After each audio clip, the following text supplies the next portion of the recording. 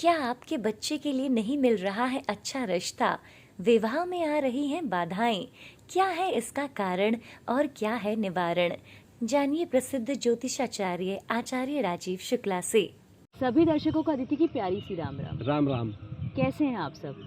दोस्तों, हमेशा की तरह आज भी हम एक बहुत ही इंटरेस्टिंग टॉपिक लेकर के आए हैं और उस पर बात करने के लिए हमारे साथ हैं हमारे गुरु आचार्य राजीव शुक्ला जी।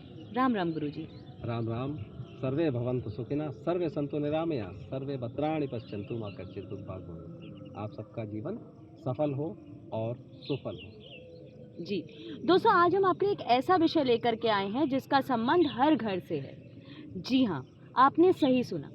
सनातन धर्म में इसे विवाह कहा गया है और भी लैंग्वेजेस में इसे शादी, मैरिज और भी कई नामों से इसे बोला जाता है। तो आज का हमारा टॉपिक है विवाह। गुरुजी, विवाह की बात की जाए तो चाहे फिर वो लड़का हो या लड़की हो, कौन सा मुख्य कारण है कि जिसकी वजह से शादी में देरी होती है या बाधाएं आती हैं? आज के समय में हर घर का एक बहुत ही कॉमन सा टॉपिक हो गया है। लड़कों के या लड़कियों के माँ बाप दोनों ही परेशान रहते हैं। तो उनको जो ये चिंता सताती रहती है उसके क्या रीजंस हो सकते हैं? देखिए, विवाह में कई प्रकार से बाधाएं हो सकती हैं। इनको बोलते हैं बाधा। विवाह कई लोगों का बहुत अर्ली हो जाता है और बहुत अर्ली होना भी नहीं ठीक होता है और बहुत लेट होना भी नहीं ठीक होता है। इसी प्रकार से विवाह तय होना और तय होने के बाद एकदम से टूट जाना, ये भी नहीं सही है। वैवाहिक जीवन में बहुत सारी दिक्कतें आना, तो ये सारी चीज़ें जो हैं हम बोलते हैं इनको एक शब्द में, ये बोलते हैं वैवाहिक जीवन दाम्पत्य सुख में बाधाएं। अब दाम्पत्य सुख में बाधाएं, आपने पूछा ऐसा होता है तो क्यों होता है? तो कुंडली के कुछ नियम होते हैं, कुछ ज्योतिष शास्त्र में नियम होते हैं। जैसे सबसे बड़ा शुक्र माना गया है वैवाहिक सुख का कारक, सुखों का कारक भी माना गया है पुरुषों की कुंडली में।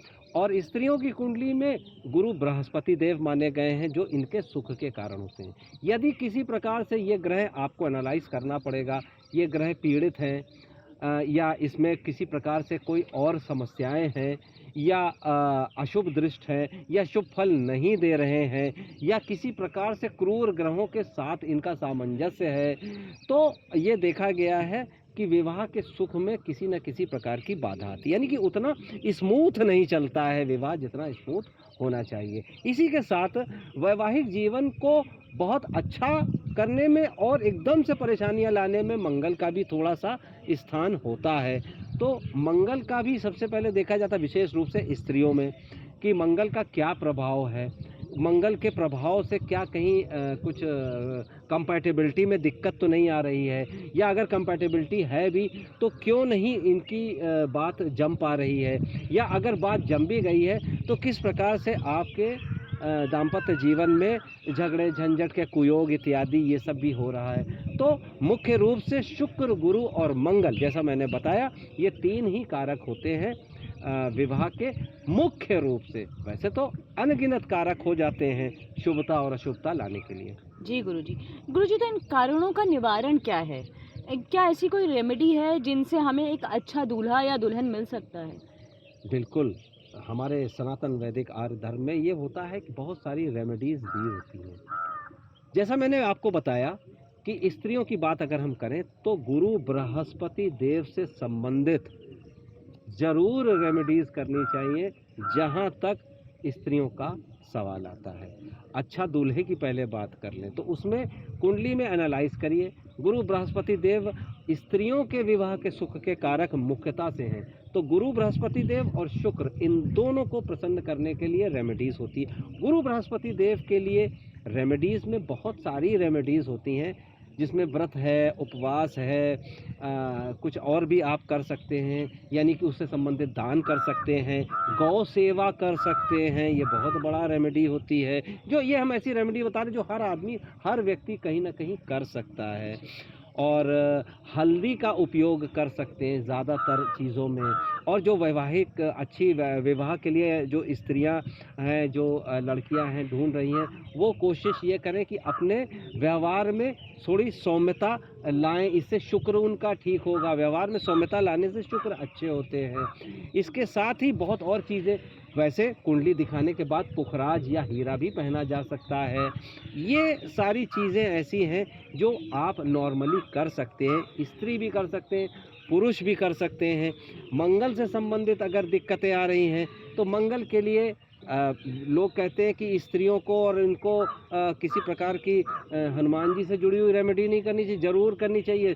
विवाह अगर जल्दी करना है, स्त्री पुरुष दोनों कान खोल के सुन लें, तो हनुमान जी की कृपा जरूर चाहिए होती है। हनुमान जी की पूजन करें, लड़कियां स्त्रियां करें और पुरुष करें, सब लोग करें, हनुमान जी की कृपा होगी। हनुमान जी स्वयं भोलेनाथ है, वो निश्चित रूप से अच्छा इसका प्रभाव। और मंगल दोष, गुरु से संबंधित दोष, शुक्र से संबंधित दोष, सबका शमन होगा। ये मैं इसलिए बता रहा हूँ, हर व्यक्ति कर सकता है और बहुत आसानी से कर सकता है। इन रेमेडीज़ का फ़र्क होता है। वैसे और जब डीप जाएंगे तो किसी और एपिसोड इत्यादि में तो हम और डीप रेमेडीज़ भी बताएंगे। जी गुरुजी आपसे बात करते करते मेरे मन में एक सवाल उठा है कि जब हम शादी करने जाते हैं तो उस टाइम पे हम कुंडली दिखाते हैं या हम गुणों को मिलाते हैं, तो क्या ये ज़रूरी होता है, और अगर होता है तो क्यों, और कितने गुण मिलने चाहिए? देखिए, अगर एक्यूरेट कुंडली बनी है तो उसमें ये गुण मिलान क्या होता है? गुण मिलान का मतलब होता है आपकी फिजिकल, मेंटल, पारिवारिक कंपैटिबिलिटी। ये बहुत इम्पॉर्टेंट चीज़ होती है। यानी गुणों की बात करें तो अष्टकूट गुण होते हैं, जिनको हम कहते हैं 36 गुण। 36 गुण में ज़्यादा मिलने चाहिए, ये बात सही है। फिर एक आता है कि मांगलिक दोष है कि नहीं है, मिलान में ये भी देखा जाता है। मोटा मोटी बता रहे हैं, वैसे तो बहुत सारी चीज़ें देखी जाती है, योग वगैरह देखे जाते हैं। इसके साथ साथ ये भी देखा जाता है कि नाड़ी दोष है कि नहीं है। तो ये नाड़ी, भकूट और मांगलिक जो ये है, मोटा मोटी अगर देखें तो ये 3 चीज़ों को देखा जाता है। इससे फिजिकल, मेंटल और दोनों परिवार, विवाह जो होता है वो केवल 2 मनुष्यों का नहीं होता, 2 लोगों का नहीं होता है, विवाह 2 कुटुंबों का होता है। तो क्या कुटुंबी जन प्रसन्न रहेंगे, सुखी रहेंगे, या स्त्री पुरुष में फिजिकल कंपैटिबिलिटी कैसी रहेगी, कोई बीमारी इत्यादि होने की संभावना विवाह के बाद तो नहीं होगी, और संतानोत्पत्ति होगी तो कैसी होगी। ये सारी चीज़ों को बहुत ज़रूरी है मिलान करना। इसीलिए साइंटिफिक मिलान होता है। कुंडली एक्यूरेट होनी चाहिए, तो दोनों में ये ज़रूर पता चल जाएगा कि कैसी कंपैटिबिलिटी रहेगी। और कंपैटिबिलिटी कहीं ना कहीं अगर मिसमैच हो रही है तो ये नहीं कि विवाह ना करें, उससे आप रेमेडीज़ करें, बहुत कारगर रेमेडीज़ होती हैं, और अपना मन मुताबिक विवाह करें। तो गुरुजी कितने गुण मिलने चाहिए इनके अकॉर्डिंग, मतलब मिनिमम कितना होना चाहिए? देखिए, गुण में मिनिमम का कोई फार्मूला नहीं होता है। मैंने अपने अनुभव से देखा है, ऐसे कई ऐसी अच्छे विवाह चल रहा है और बहुत ही अच्छा दाम्पत्य चल रहा है, जिनके 9 गुण, 7 गुण और 10 गुण तक है। और बहुत अच्छा नहीं चल रहा है, तो गुणों को केवल ना देखें कि 36 में 36 गुण मिल गए तो बहुत अच्छा हो गया, ऐसा नहीं होता है। इसके साथ मैंने जैसे पहले बताया, भकूट देख लें और इसके बाद अष्टकूट मिलान करें, और ये सब मेथड्स होते हैं। इसके साथ मांगलिक दोष भी देख लें, मंगल का क्या प्रभाव है, गुरु का क्या प्रभाव है, शुक्र का क्या प्रभाव है, ये सब भी देख लें। तो इसके साथ तब पता चलेगा आपको इन टोटलिटी। नाड़ी से संबंधित आप देख लें कि क्या नाड़ी है, कहीं नाड़ी का कोई विकार वाला तो मेल नहीं हो रहा है। ये सब देख लेने के बाद ही आप मिलान करें।